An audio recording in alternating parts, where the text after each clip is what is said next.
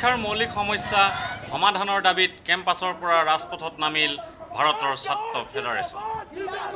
চৰকাৰৰ ভুল শিক্ষানীতিৰ বাবে ৰাজ্যৰ শিক্ষা ব্যৱস্থাটো ৰোগাক্ৰান্ত হৈ পৰিছে আৰু ক্ৰমাৎ ই ধ্বংসৰ মুখলৈ গতি কৰিছে বুলি অভিযোগ কৰে সংগঠনটোৱে।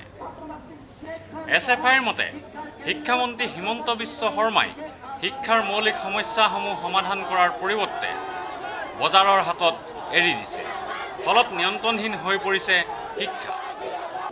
সেয়ে প্ৰতি বছৰে ছাত্ৰ ছাত্ৰীয়ে নামভৰ্তিৰ বাবে হাহাকাৰ কৰিব লগা অৱস্থাৰ সৃষ্টি হৈছে। ভাৰতৰ ছাত্ৰ ফেডাৰেশ্যনৰ অসম ৰাজ্যিক কমিটিৰ সভাপতি নিৰংকুশ নাথে তেওঁলোকৰ দাবী সম্পৰ্কে কয়, আমি দেখিবলৈ পাইছোঁ যে ভাৰতবৰ্ষৰ বিভিন্ন প্ৰান্তত বিভিন্ন নগৰত চহৰত ছাত্ৰ ছাত্ৰীৰ বাবে কনচেশ্যন আছে। 70% পৰা আৰম্ভ কৰি 100%লৈ ছোৱালী গাৰ্লছ ষ্টুডেণ্টৰ কাৰণে 100% ৰেহাই আছে।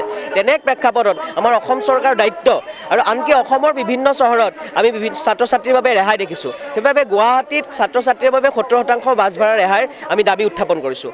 আমাৰ যি আজি কাৰ্যসূচী কেম্পাছৰ পৰা ৰাজপথলৈ আমি উজনি অসম আৰু নামনি অসম বিভক্ত কৰি আমি দুটা অঞ্চলত কাৰ্যসূচী গ্ৰহণ কৰিছোঁ।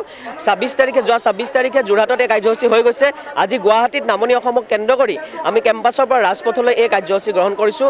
চৰকাৰৰ যি বিভিন্ন শৈক্ষিক সমস্যা, সেই শৈক্ষিক সমস্যা সমাধানৰ বিফলতাৰ কাৰণে আমাৰ ছাত্ৰ ছাত্ৰীয়ে দুৰ্ভোগ ভুগিব লগা হৈছে। সেই সমস্যাসমূহ সমাধান কৰাৰ দাবীত আমি ৰাজপথলৈ আমাৰ এই যাত্ৰা অনুষ্ঠিত কৰিছোঁ।